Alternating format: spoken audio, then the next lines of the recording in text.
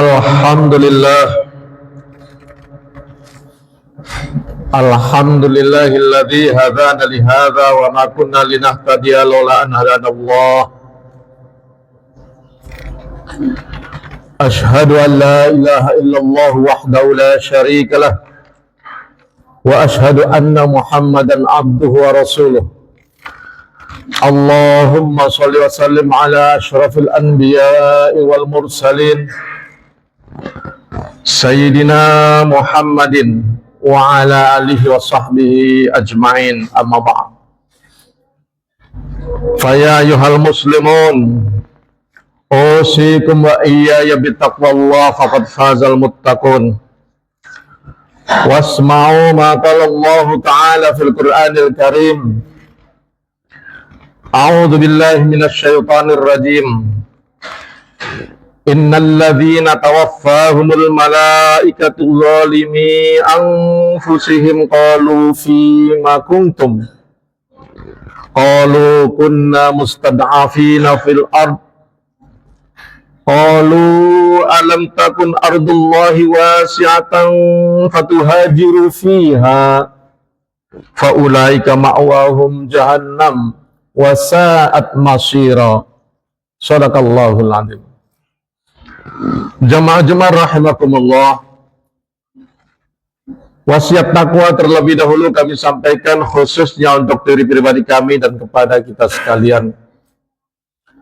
Marilah kita terus berupaya untuk memperbaiki dan meningkatkan ketakwaan kita kepada Allah Subhanahu wa ta'ala dengan terus berusaha menjalankan syariatnya, menjalankan perintah-perintahnya dan juga menjauhi segala larangannya. Jamaah-jamaah rahimakumullah,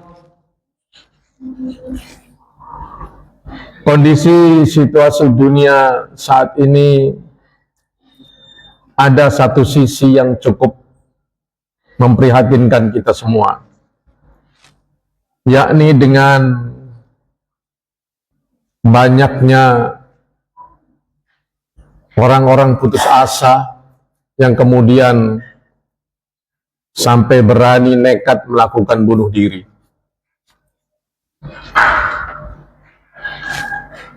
Pemerintah mencatat antara lain dari kepolisian bahwa antara tahun 2012 sampai 2023 itu ada 2.112 kasus,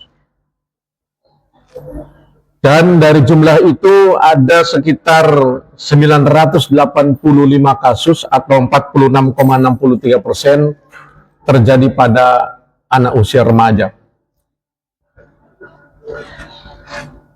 Dan Indonesia masuk peringkat kelima yang terbanyak melakukan bunuh diri di Asia Tenggara. Yang pertama adalah Thailand.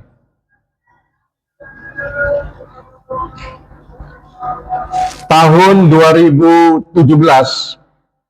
Organisasi Kesehatan Dunia atau WHO menyebut bahwa 3,9% dari 8.899 remaja Indonesia melakukan percobaan bunuh diri, atau jumlahnya kalau dari persentase 3,9 tadi adalah sekitar 267 remaja. Begitu juga WHO mencatat bahwa 720 jiwa meninggal karena bunuh diri dalam setiap tahunnya. Pusat Informasi Kriminal Nasional atau Pusiknas Bareskrim Polri menyebut angka kasus bunuh diri terus meningkat setiap tahunnya di Indonesia. Dan pada tahun 2020 Polri menangani sebanyak 640 kasus, kemudian 2021 sempat turun sedikit, 629 kasus, dan 2022 meningkat lagi 887 kasus. meningkatnya cukup signifikan, sangat tinggi. Penyebabnya macam-macam. Ada yang karena putus asa, hidupnya susah, menderita. Ada yang tidak mampu, ya ini remaja, ada yang tidak mampu selesaikan skripsi. Ada yang naudzubillah menghamili pacarnya. Ada yang, nah ini baru-baru juga ada, dimintai mahar tinggi, tidak bisa, tidak menyanggupi, kemudian mengambil jalan pintas dan melakukan bunuh diri. Kasus-kasus hutang dan lain-lain, beragam. Sebagai seorang muslim, tentu kita merujuk kepada Al-Quran bagaimana menyikapi kasus seperti ini. Ayat yang saya sampaikan di awal tadi itu ada di dalam surat An-Nisa ayat 97. Kata Allah, innal ladzina tawaffahumul malaikatu zalimi anfusihim qalu fima kuntum. Ketika para malaikat itu mencabut nyawa orang-orang yang putus asa, termasuk di dalamnya adalah orang-orang yang bunuh diri. Malaikat itu bertanya, fima kuntum, bagaimanakah kamu orang ini? Oh, bahasa terjemahan bebasnya seperti itu. Bagaimanakah kamu orang ini? Kok sampai melakukan seperti ini?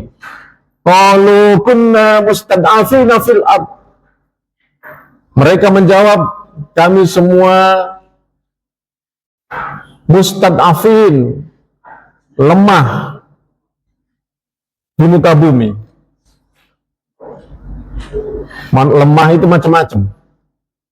Ya, lemah ekonominya, sengsara, kemudian mengambil jalan pintas, bunuh diri karena tidak tahan. Lemah hatinya, diputus cinta, kok larinya ke situ. Tetapi malaikat kemudian menyikapi lagi, qalu alam takun ardullahi wasi'atan. Kamu tidak tahukah kalau bumi Allah ini luas? Fatuhajiru fiha. Kenapa kalian tidak mengambil jalan berhijrah? Faulaika ma'wahum jahannam. Nah ini ngeri. Maka mereka itu akan dilemparkan ke dalam neraka jahanam. Wasa'at masyira, dan di sana itu merupakan tempat yang paling buruk atau seburuk-buruknya tempat. Jadi kalau ada yang mengatakan bunuh diri itu tidak dosa, benar, tidak dosa, tidak ada kata dosa. Menurut ayat ini juga tidak ada dibilang dosa, tetapi langsung dilempar ke neraka jahanam. Banyak hadis Rasulullah juga menyebutkan bahwa memang tempatnya orang putus asa, apalagi naudzubillah sampai bunuh diri, itu adalah jahanam. Dan Rasulullah juga pernah mengatakan bahwa apabila ada orang bunuh diri, dengan cara apa dia bunuh diri, maka Allah akan mengazabnya dengan cara ia membunuh diri. Kalau dia bunuh dirinya misalnya dengan besi, dengan pisau, dengan parang, ditusukkan ke dalam perutnya, maka nanti di neraka jahanam, orang-orang yang bunuh diri dengan cara seperti itu, pisaunya, parangnya, besinya terus menempel di dalam perutnya, dan rasa sakitnya itu terus mereka rasakan. Naudzubillah. Nabi juga sempat menyampaikan bahwa ketika ada orang bunuh diri loncat dari atas gunung atau dari ketinggian, maka orang seperti juga akan dilemparkan ke dalam jahanam seperti dia lompat saat bunuh diri. Naudzubillah. Hadirin kaum muslimin rahimakumullah.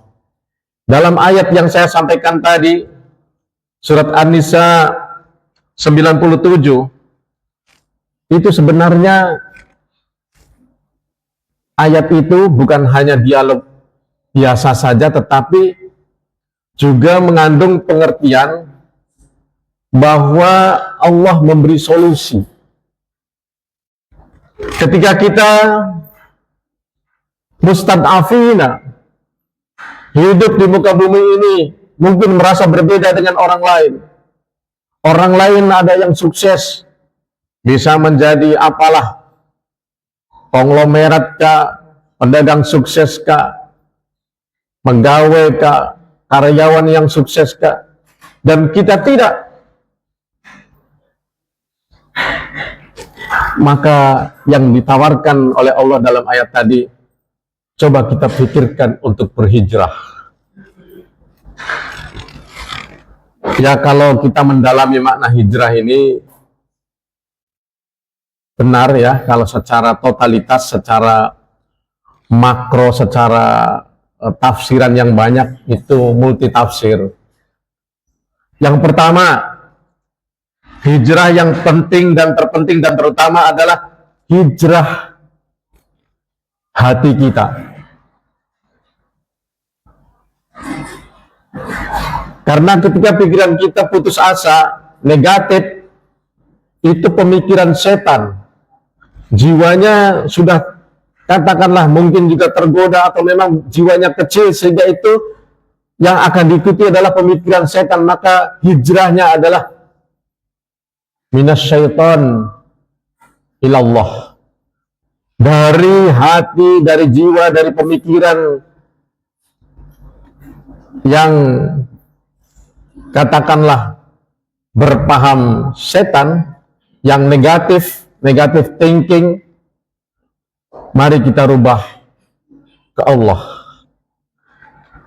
Dalam ayat lain, la taqnatu min rahmatillah, Allah Subhanahu wa ta'ala menyampaikan kepada kita, memberikan motivasi, dorongan kepada kita, janganlah kalian berputus asa dalam meraih rahmat Allah. Dalam An-Nisa ayat 29 juga Allah menyampaikan, wala taqtulu anfusakum innallaha kana bikum rahima. Janganlah kalian membunuh diri kalian, sesungguhnya Allah itu Maha Rahim, Maha Pengasih, Maha Penyayang. Hadirin kaum muslimin rahimakumullah.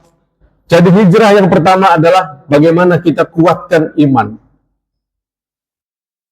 Kemudian yang kedua, kuatkan himmah dan semangat kita. Ada hadis populer, dan ini banyak dipegang oleh anak-anak muda kita, mungkin juga orang-orang tua kita terdahulu. Man jadda wajada. Hadis itu pendek, tetapi memberi semangat yang luar biasa. Barang siapa, kata Nabi, bersungguh-sungguh, pasti dapat. Kemudian, wasta'inu bis sabri was shalah. Allah juga memberikan solusi buat kita semua, umatnya, hamba-hambanya. Jadikanlah sabar dan sholat sebagai penolongmu. Problem hidup cukup banyak, cukup beragam. Pasti semua kita punya masalah. Pasti kita semua punya problem. Hanya antara yang satu dengan yang lain, problemnya biasanya berbeda. Tetapi semua problem-problem itu Allah memberikan solusi. Jadikanlah sabar dan sholat sebagai penolongmu. Sabar dan sholat. Insya Allah, ya. Tahun ini gagal meraih cita-cita, masih ada tahun depan. Tahun depan gagal, masih ada lagi tahun depannya. Gagal lagi, mungkin Allah sedang menunjukkan kita pada arah lain, pada cita-cita lain yang menurut Allah itu lebih baik buat kita daripada cita-cita kita yang berasal dari ambisi dan hawa nafsu kita. Kemudian juga Islam juga mengajarkan jangan berhenti berdoa, berzikir. Rasulullah SAW menyampaikan bahwa ad-du'a silahul mu'min. Doa itu senjatanya orang-orang yang beriman. Kita punya senjata. Apapun harapan kita, tujuan kita, cita-cita kita, mari jangan berhenti berdoa. Dan berikhtiar tentunya.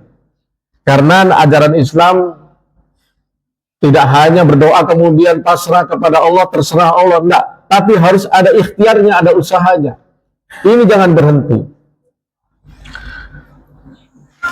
Hadirin kaum muslimin rahimakumullah. Zikir juga, silakan bagi adik-adik, bagi siapa saja yang ingin meraih ridha Allah, rahmat Allah, dan berkah dalam hidupnya, dijauhkan dari pemikiran-pemikiran sesat yang seringkali diganggu oleh setan, sampai-sampai kita harus putus asa. Zikir banyak-banyak. Ada kalimat-kalimat zikir yang membuat kita kuat. Antara lain la haula wala quwata illa billah, tidak ada daya, tidak ada kekuatan kecuali pertolongan Allah. Baca banyak-banyak, insya Allah seluruh persoalan Allah akan bantu kita. Ada doa pendek. Nah ini alhamdulillah, doa ini pernah saya praktekkan ketika pergi haji. Kan kalau orang haji itu biasanya pengen dapat itu yang strategis ya Pak ya. Bisa mencium Hajar Aswad, bisa berdoa atau sholat di Hijr Ismail, bisa berdoa di dekat makam Ibrahim, bisa berdoa di Raudhah. Doanya Allahumma yassiru wa la tu'assiru. Pendek sekali, ya Allah, yassiru, mudahkanlah semua urusanku, janganlah persulit. Allahumma yassiru wa la tu'assiru, Allahumma yassiru wa la tu'assiru. Dijadikan zikir lebih bagus lagi. Insya Allah semua persoalan hidup kita akan Allah bantu. Dan yang juga penting adalah niatkan. Karena di dalam ayat lain Allah memberikan warning kepada kita, menghimbau kepada kita, wa may yuhajir fi sabilillah yajid fil ardi muraghaman katsiran wa sa'ah. Wa may yakhruj min baitihi muhajiran ila Allah wa rasulihi tsumma yudrikuhul mautu faqad waqa'a ajruhu 'ala Allah. Wa kana Allahu ghafurur rahim. Kata Allah, barang siapa berhijrah di jalan Allah, niscaya mereka mendapati di muka bumi ini tempat hijrah yang luas dan rezeki yang banyak. Barang siapa keluar dari rumahnya dengan maksud berhijrah kepada Allah dan Rasulnya, kemudian kematian menimpanya sebelum sampai ke tempat hijrah itu, maka sungguh telah tetap pahalanya di sisi Allah Subhanahu wa ta'ala. Dan Allah adalah Maha Pengampun lagi Maha Penyayang.